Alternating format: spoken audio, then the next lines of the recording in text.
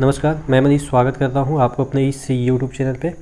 दोस्तों, आपके सामने मिनरल साइंस से कुछ प्रश्न होंगे, ठीक है। हालांकि ये आपके ज्योग्राफी और आपके केमिस्ट्री दोनों में आते हैं, लेकिन यहाँ पे मैं आपको फैक्ट बताऊंगा, साइंस कम ज्योग्राफी ज़्यादा होगा, ठीक है।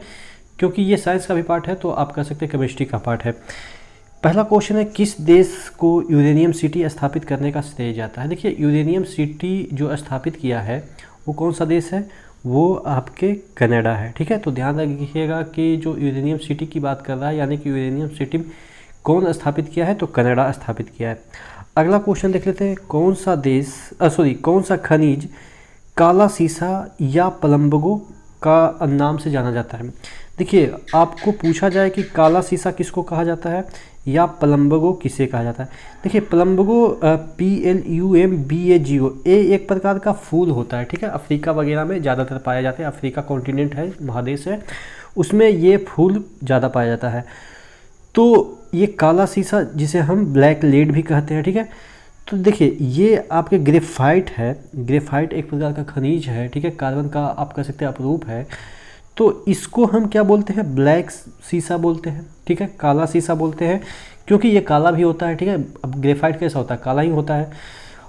और इसे अन्य नाम क्या से जानते हैं, प्लम्बगो के नाम से भी जाना जाता है, ठीक है। तो ध्यान दीजिएगा, आपके प्रश्न पत्र में ये पूछे गए हैं कि काला सीसा किसे कहा जाता है, या पूछा गया है कि प्लम्बगो किसे कहा जाता है, कौन से खनिज के बारे में हम प्लम्बगो के नाम से जाना जाता है, ठीक है। तो ये ध्यान रखिएगा, ये दो क्वेश्चन बनते हैं। अगला क्वेश्चन देख लेते हैं, विश्व में कुल व्यापारिक ऊर्जा उत्पादन का सर्वाधिक भाग किस स्रोत से प्राप्त होता है। देखिए, व्यापारिक ऊर्जा उत्पादन मतलब कि जो आपके बहुत सारी चीज़ों में ऊर्जा के लिए कौन सा चीज़ का इस्तेमाल होता है, उसी के लिए ये प्रश्न बनाया गया है, ठीक है।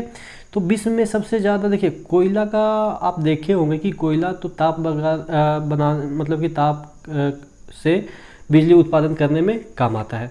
लेकिन जो आपके पेट्रोलियम है, ठीक है, पेट्रोलियम है, वो हर जगह आप कह सकते हैं कि ढुलाई होता है। आप देखेंगे कि कोयला का उतना ढुलाई इधर से उधर नहीं होता, एक ही देश में ज़्यादातर होते हैं।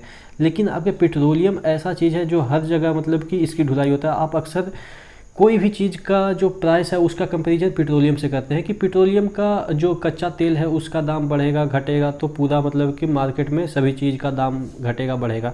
तो यानी कि कहने का मतलब ये है कि इससे उत्पादन भी ज़्यादा हो रहा है, यानी कि व्यापारिक काम में पेट्रोलियम का यूज भी ज़्यादा हो रहा होगा, तो यानी कि कोयला का यूज कम हो रहा होगा। प्राकृतिक गैस तो ऐसे भी जनरली हम लोग यूज भी नहीं करते हैं, ठीक है। सौर ऊर्जा का तो उतना उत्पादन कहीं हो नहीं रहा है, ठीक है। तो सबसे ज़्यादा जो पेट्रोलियम है उसी से ऊर्जा का उत्पादन विश्व में ज़्यादा हो रहा है, ठीक है। बहुत सारे जैसे कार, मोटर, ये सब चीज़ों में हो रहा है, और बहुत सारी जगह तो इससे बिजली भी उत्पन्न की जा रही है, और भी जो काम है इससे किया जाता है। तो यानी कि पेट्रोलियम का उपयोग हर एक क्षेत्र में ऊर्जा के लिए किया जा सकता है। लेकिन आप कहेंगे कोयला का उपयोग, तो कोयला का उपयोग भारी उद्योगों में ही किया जा सकता है, ठीक है। तो और जनरली कोई मतलब कि ऐसा तो इसका यूज होता नहीं है जल्दी कोयला का। लेकिन आप देखेंगे पेट्रोलियम का तो एकदम से आपके घर वगैरह में ही 10 गाड़ी होंगे, तो वहाँ पे ऊर्जा का उत्पादन पेट्रोलियम से सबसे ज़्यादा होता है, ठीक है। तो इस तरह से हम याद कर लेंगे।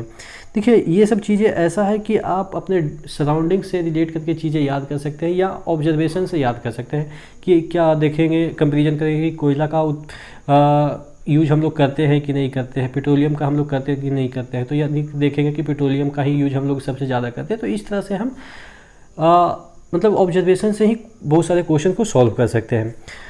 क्वेश्चन पूछा जाता है कि ओपेक जो कंट्री है, ओपेक कंट्री में सबसे ज़्यादा तेल कौन उत्पादन करता है। तो देखिए, जो ओपेक कंट्री है, ओपेक कंट्री में बहुत सारे कंट्री आते हैं, तो इसमें सऊदी अरबिया है वो सबसे ज़्यादा तेल उत्पादन करता है, कच्चा तेल की बात करें।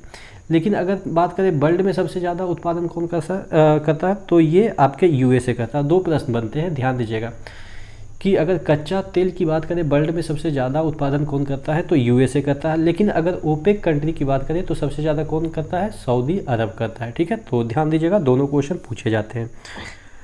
अगला क्वेश्चन देख लेते हैं, विश्व में पेट्रोलियम का सबसे बड़ा आयातक कौन है। देखिए, अगर बात करें कि सबसे बड़ा आयातक की बात करें तो USA हुआ करता था, ठीक है, यूएस से हुआ करता था, लेकिन अभी फ़िलहाल जो न्यू डेटा है, ये पहले का प्रश्न पूछा गया था, प्रश्न पत्र से मैंने उठाया है, तो पहले यूएसए करता था, लेकिन ये आपका गलत आंसर हो जाएगा, अब चाइना करता है।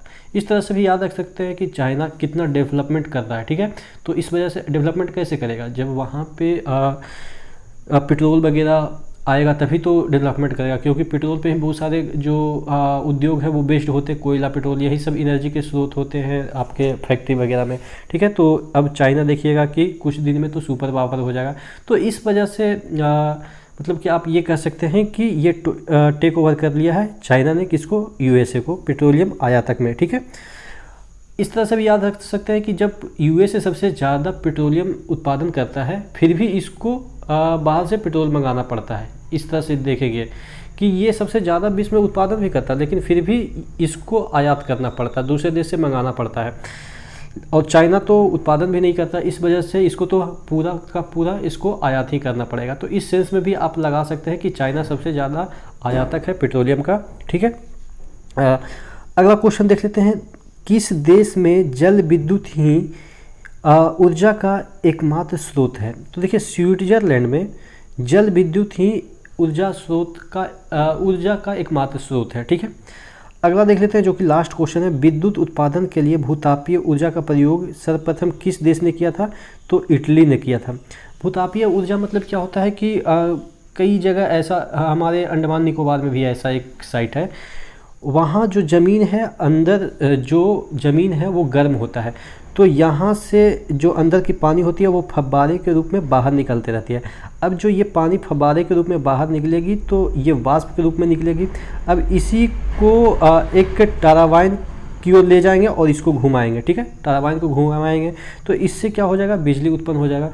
तो यही जो भूतापीय ऊर्जा है उसका उपयोग सर्वप्रथम इटली ने किया था। या फव्वारे नहीं निकलेंगे तो क्या होगा कि अंदर ये जो आपके सपोज एक साइट है, यहाँ पे एक छेद है, ठीक है, छेद या आप कह सकते हो होल है, ये ज़मीन का एक होल है, ये यहाँ से आपके गर्म हवा बाहर निकल रही है। तो इसमें क्या करेंगे कि पानी डालेंगे। अब जब पानी डालेंगे तो यहाँ अंदर इसके नीचे गर्म चीज़ है, ठीक है, या गर्म हवा निकल रही है, तो इसको वाष्प में बदल देगा और इसको, इस वाष्प को हम एक टरबाइन की ओर ले जाएंगे, उसके बाद वहाँ टरबाइन को घुमाएंगे उस वाष्प से, तो बिजली उत्पन्न होगी। तो ये भूतापीय ऊर्जा का उपयोग होता है, ठीक है। और इसको सबसे पहले किसने किया था, इटली ने किया था। तो आशा करते हैं छोटा सा सेशन था, लेकिन चीज़ें, बहुत सारी चीज़ें मैंने आपको समझाया कि कैसे आप ऑब्जर्वेशन के थ्रू क्वेश्चन को सही कर सकते हैं, क्योंकि साइंस में कुछ चीज़ें ऑब्जर्वेशन के थ्रू ही आप टिक कर सकते हैं, ठीक है। तो नेक्स्ट वीडियो मिलते हैं, तब तक के लिए धन्यवाद।